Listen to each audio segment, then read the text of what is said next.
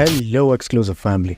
Currently, Majin Duu and Majin Kuu are generating quite a buzz due to the intriguing possibility of their fusion, which could lead to the creation of the most formidable warrior in the demon realm. This potential fusion could introduce an ultimate villain, posing a significant threat to Goku and Vegeta in the grand finale of Dragon Ball Daima. But is there any substance to this speculation? Let's delve into the intriguing mystery. With that in mind, let's begin our exploration. Honestly, I hadn't considered this idea until I noticed it gaining momentum on social media and in the feedback of my previous videos. There's been a lot of excitement about a potential fusion between these two Majins. Before we delve deeper, remember to follow me on Instagram and X, links provided in the description, for all the latest updates and leaks concerning Dragon Ball Daima episodes. First, let's tackle the obvious question. Why might this fusion occur? The primary reason I can think of is that Arinsu might command it, realizing that the brothers individually lacking the power needed to conquer their adversaries. Another factor could be the inherent instability of Majins. As you have observed, Majin Duu is significantly stronger than Majin Kuu because he embodies more of Majin Buu's essence. However, this increased power comes with the challenge of being more difficult to control. Thus, if Majin Duu found himself at a disadvantage against a rival, his competitive drive might surpass his affection for his brother, leading him to absorb Majin Kuu to prevent defeat. Now, let's explore the possible methods of their fusion. The first method, which I promptly dismiss, is the fusion dance. This technique seems unlikely for Majin Kuu and Majin Duu within the series. The second method involves the classic absorption process. As you may have noticed, Majin possesses the gelatinous form characteristic of Majin Buu. This implies that Majin Duu could easily use a part of his body to absorb Majin Kuu, thereby amplifying his powers.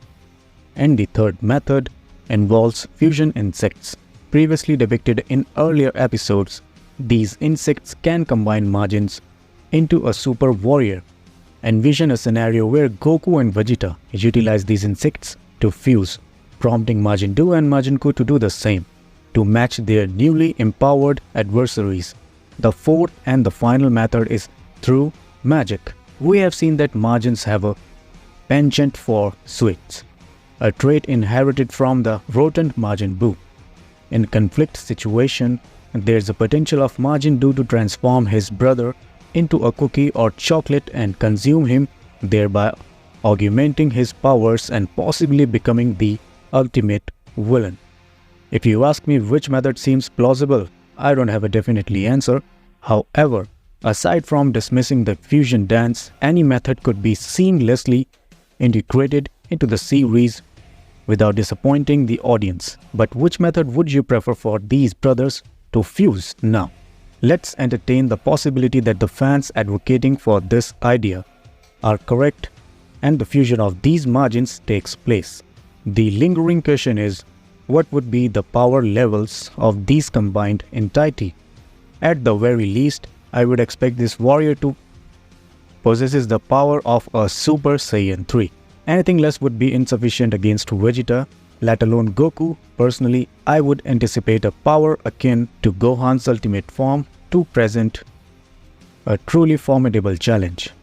We must also consider the personality of this new adversary. While working on this video, I recalled when Kid Buu absorbed the Grand Kai, a kind and cheerful god, and the drastic change it brought about in Kid Buu's nature. This would be a potential issue when absorbing Majin Kuu, as we have seen that Majin Kuu is amiable and respectful, seemingly devoid of malice.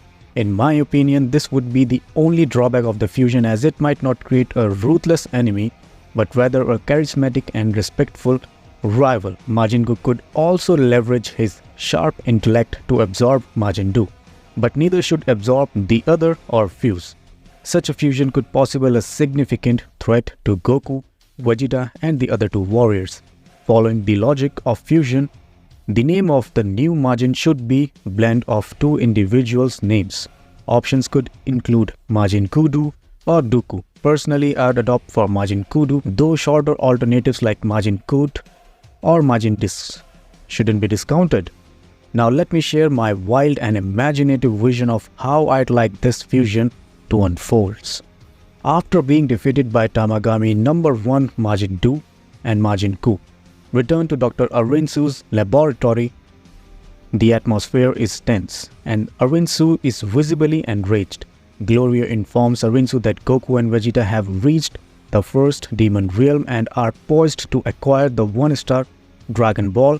With all the Dragon Balls gathered, Arinsu's plan B is set in motion. She instructs Gloria to steal the Dragon Balls before the Z Warriors can make their wish. However, an unexpected turn of events occurs. Gloria, having grown fond of the Z Warriors, decides to rebel against Arinsu. Things are progressing smoothly for Goku and his allies, but not for Arinsu, who is furious due to her lack of means to seize the Demon Realm's crown and confront the Z Warriors. Meanwhile, Majin contemplates how to assist his boss, overhearing a voice urging him to become chocolate. Thanks to the gluttonous tendencies of the chubby one and a very random twist of events, an invincible warrior named Majin Kuu is eventually born.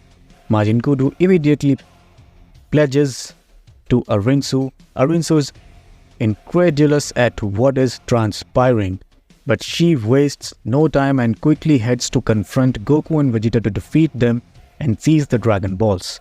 What are your thoughts on this little story about Majin Duu and Majin Kuu? Feel free to share your thoughts and critiques, but if you enjoyed the idea, want to propose changes, or have your own version, let me know in the comment section. So let me continue. Also, in episode 12, a dramatic twist unfolds as Goku and Vegeta find themselves in a perilous situation deep within the ocean's depth. The preview reveals Goku springing into action to aid Vegeta, who is ensnared by the formidable Kraken, and using its immense size and mystical powers to complicate Goku's rescue mission. As Vegeta struggles against the tightening grip of the tentacles, Goku capitalizes on his agility and speed, dodging the Kraken's strike and creating tactical openings for Vegeta to recover his strength. In the midst of this intense battle, Vegeta, driven by sheer determination and the lessons learned from his confrontation with Kraken, finally taps into the long-anticipated Super Saiyan 2 transformation. This power surge equips him to challenge the second Tamagami with renewed vigor. Reflecting on his earlier struggle, Vegeta realizes the importance of harnessing all his power to take on an adversary who might rival even that of Majin Buu. With his hair standing on end and his iconic electric aura crackling around him, Vegeta embodies unwavering resolve. This transformation marks a pivotal moment in the saga, signifying the continuous growth of the Saiyan Prince, who remains resolute in surpassing his eternal rival, Goku. Meanwhile, the narrative shifts to another development as the demon King Gama, consumed by uncontrollable rage, watches from his palace. As Vegeta's triumphs over the second Tamagami, the Guardians' defeat indicate that Goku, Vegeta and their allies have now secured 2 Dragon Balls, inching even closer to their ultimate objective. With patience wearing thin, Gama contemplates drastic measures to thwart the intruders' progress through the demon realm. His mounting fury suggests the possibility of a new strategy or even his direct intervention, adding the element of urgency and danger to the hero's quest. The scene conveys a palpable tension, hinting that the Demon King will not stand by idly as his guardians fall, preparing to retaliate with unyielding force.